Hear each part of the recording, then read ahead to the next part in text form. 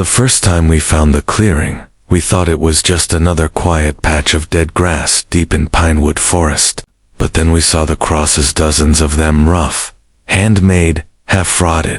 No names, no markings, just silent graves facing us, as if they had been waiting.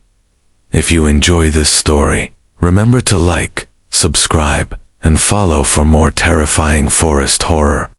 The first time I saw the figures in the trees, I thought my eyes were trying to adjust to the shifting darkness. I'd been hiking for hours, moving deeper into the Blackwater Forest than anyone with common sense would have dared. At first, the shapes between the pines looked like bent trunks, warped by age and storms. But the longer I stared, the more they looked like something else. They stood too straight, too tall, too deliberate, and the fog between them didn't drift like normal fog. It pulsed, thickened, tightened, like the forest was breathing, inhaling me deeper with every step I took. I forced myself to blink, hoping the shapes would soften into normal shadows. They didn't. Instead, they leaned, only a fraction of an inch, as if acknowledging I had finally noticed them, as if they'd been waiting for that moment. That was when I heard it. A faint sound beneath the wind, not a branch creaking or an animal moving. No, it was softer, intimate, like someone whispering my name from very far away, as though they were buried beneath the earth and trying to call up through the dirt. Before I tell the rest, make sure you subscribe and support this channel, because someone needs to remember me after this story ends. I hadn't entered the forest for fun. My sister Hannah disappeared here 3 nights earlier. She was an experienced hiker, but not a reckless one. When she didn't return, the search team combed the forest for 3 days. On the 4th, they called it off. Visibility too low, they claimed. Fog makes it unsafe. But when I talked to the locals afterward, their eyes avoided mine. They weren't telling the whole truth. They knew something lived in this forest. Something old. Something territorial. Something that didn't like people walking where they didn't belong. I stepped over the broken fence at the trailhead. It felt wrong instantly. The air had weight to it, like walking into a room where someone had just been arguing. Thick, charged, expectant. The temperature shifted with every few steps. Cold shade brushing my skin, followed by strange patches of warm, humid air. My flashlight beam cut through the fog in a pathetic, narrow cone, barely illuminating more than 5 feet ahead. Every sound around me was amplified. The drip of condensation from the pines, the scratch of branches shifting overhead, the rhythmic thump of my own heartbeat hammering in my ears. I kept calling Hannah's name. Each time, my voice sounded weaker, more scared. No echo came back. The forest swallowed every noise hole, leaving nothing behind but that faint, unsettling whisper beneath the wind. After about an hour of pushing deeper, the fog rose behind me like a wall. I stopped, turned around, and the trail was gone, completely erased. The earth looked disturbed, as if something had swept a giant hand across the ground, smoothing out any trace of where I had come from. That was when I noticed the shapes again.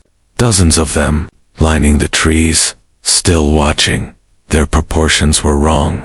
Shoulders too narrow, necks too long, heads tilted like they were studying me with silent curiosity. I kept trying to convince myself they were trees.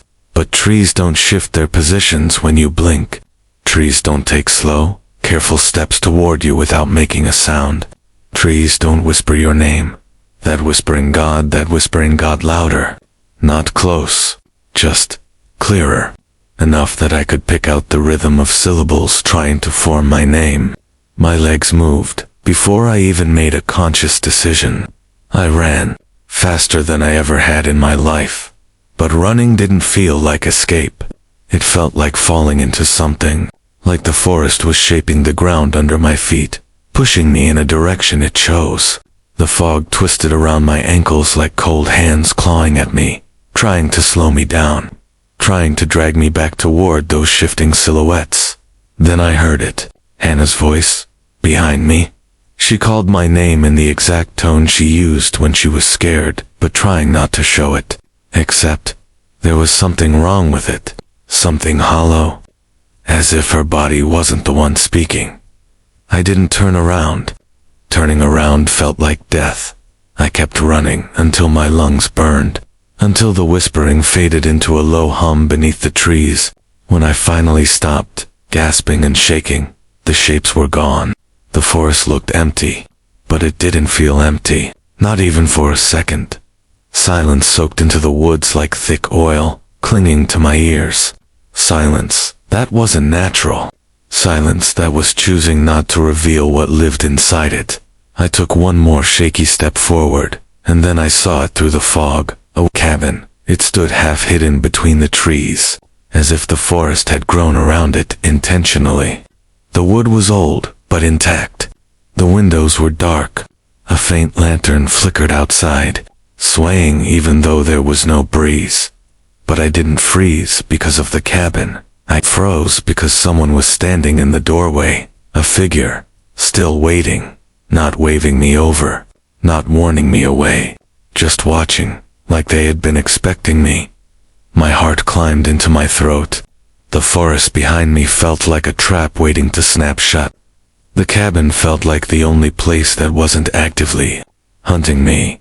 I didn't know whether walking toward that doorway would save me or destroy me. But the figure didn't move. It simply tilted its head, the same way the shapes in the forest had. The fog shifted behind me. Something whispered my name again, so I stepped toward the cabin, one trembling step at a time. The cabin felt alive the moment I stepped inside, as if the air itself tightened around me. It smelled like damp wood, cold metal, and something faintly sour like breath trapped too long in a sealed room. The door creaked shut behind me, even though I hadn't touched it. My pulse spiked. For a second, I considered running back into the trees, but the forest outside felt hungrier than whatever waited in here. The figure who'd been standing in the doorway stepped backward into the dim room. He wasn't tall or imposing, just a man in his 30s, gaunt and pale, eyes sunken like he hadn't slept in weeks. His clothes were dirty, torn in places, crusted with mud. He looked like someone who'd been hiding, not living. "You shouldn't shout in this place," he whispered. "Sound doesn't behave right out there." His voice trembled, but not from fear of me. Something else had worn him down long before I arrived. I tried to speak, but my throat felt tight. "My sister, have you seen a girl out there?" Hannah, mid-20s, brown hair. He flinched at the name, not because he recognized it, but because the fog outside pressed against the cabin windows, dimming the lantern light. "Name's Carrie," he muttered. "Don't say them too loud." I didn't understand what he meant until I noticed the walls. Every inch of them was covered in photographs, old, new, black and white, color, faded, crisp. Hundreds of faces. Some caught smiling, some mid-scream, some blurred as if the whoever took them was shaking. All in the same forest, all surrounded by fog. And then I saw her, Hannah, pinned near the center. Not dead, not hurt, just terrified, eyes wide, lips parted, her body half turned, as if caught in the moment right before she ran. Behind her, something huge and shapeless lurked just out of focus. You could only see a long arm, or maybe a leg, something bending the wrong way. My breath stuttered. "Where did you get these?" He didn't look at the photos. He looked at the door. "It shows things to bring you closer. It wants you to follow." "Who? What wants me to follow?" He pressed a trembling finger to his lips. Quiet, as if on cue, Hannah's voice drifted from outside the cabin, soft, broken, calling my name. I spun toward the window, but the man grabbed my wrist with surprising strength. "That isn't her," he whispered fiercely. "It mimics. It tries different voices until one works." My stomach tightened. Her voice came again, closer, more desperate. "Please, please help me." Something scraped against the cabin wall. A long, slow drag. metal on wood, or bone. The sound slithered straight down my spine. The man's eyes filled with tears. "It's marking the cabin," he whispered. "When it does that, it means it found a way to track you." The lantern flickered. The walls creaked. Dust drifted from the ceiling. Another scrape. Longer, higher, almost overhead. He backed away from the wall like it was burning him. "It's faster tonight. It usually plays longer." I swallowed hard. "Plays? With what?" "With everything," he said. "With voices. With shapes. With the fog." His voice cracked. "With us." A sudden knock snapped through the cabin, hard and sharp. Not on the door. On the wall, directly beside me.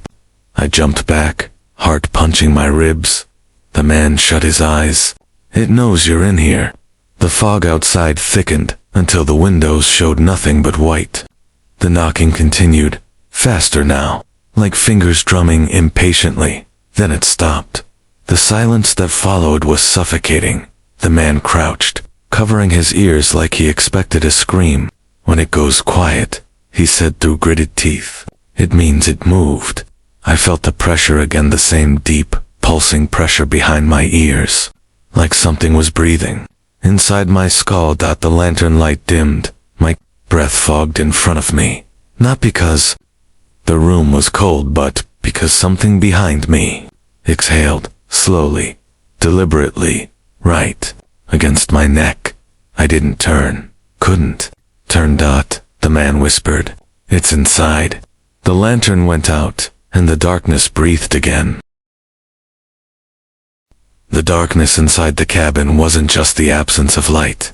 It felt occupied, heavy, breathing, like the air itself had teeth. I didn't dare move. I didn't dare speak. I could hear the man somewhere to my right, his breath ragged and shallow, as if he were trying to make himself smaller. But the thing in the dark didn't care where he was, or where I was. It already knew. Something shifted near the ceiling, slow, deliberate, weightless, yet massive. A soft creak of old wood followed it. Then the faintest brush of something against the floorboards, like fingertips grazing the surface. The air smelled different too. Damp earth, wet stone, old leaves rotting beneath snow. A scent that didn't belong to anything living anymore. "Don't look at it," the man whispered so quietly I barely heard him. "If you see its true shape, you don't get to leave." The voice wasn't soothing. It was defeated, like he'd learned that lesson too late. Something tall straightened in the dark. The floorboards didn't groan beneath it, not because it was light, but because it didn't obey the rules of weight.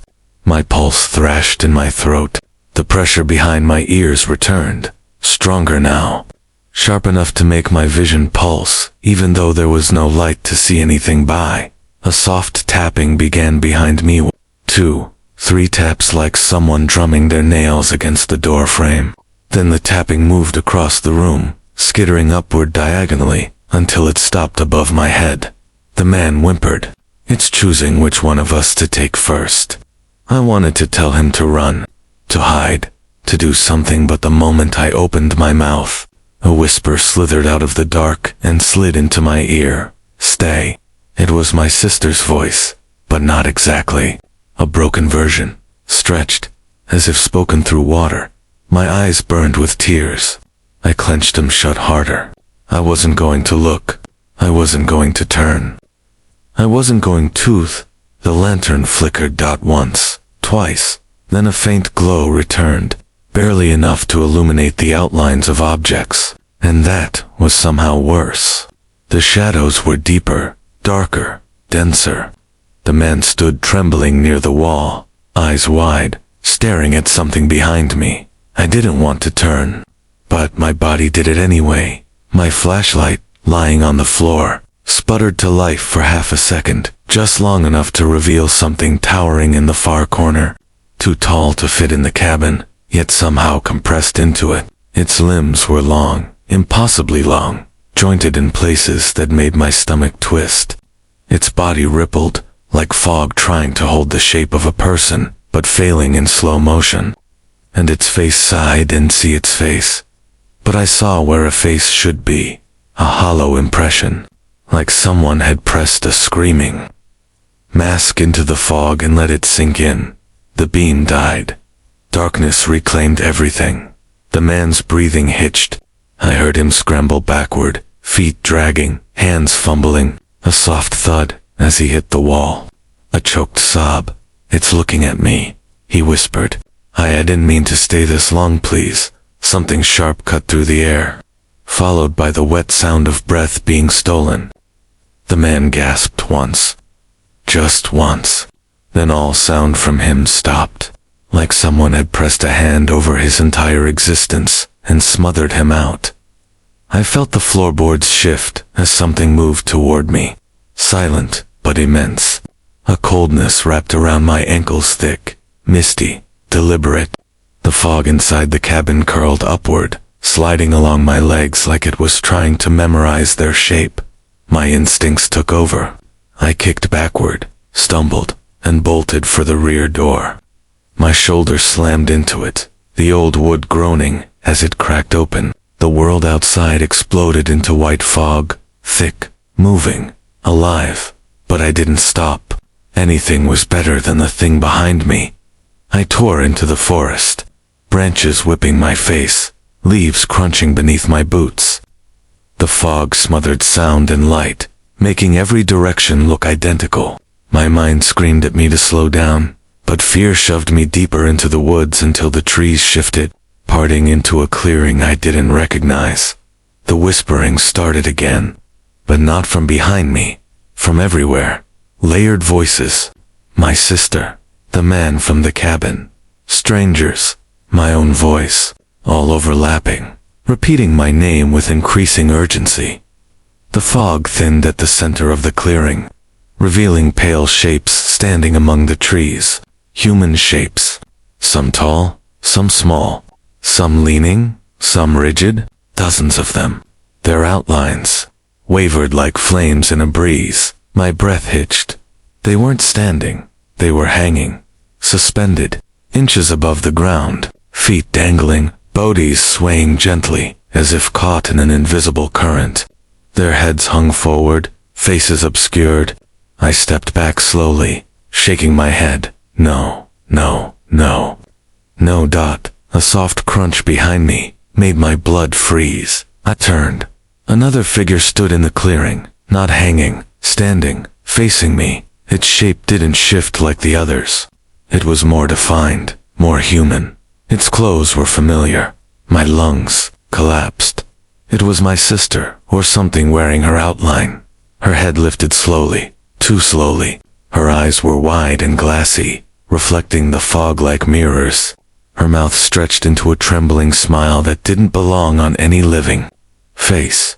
"You found me," she whispered. But the voice wasn't hers. The clearing pulsed.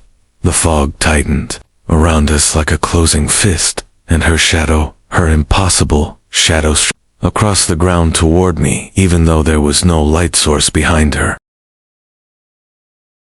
Her shadow stretched toward me like a rip in the ground, long and jagged, bending around rocks and roots as if it had its own bones.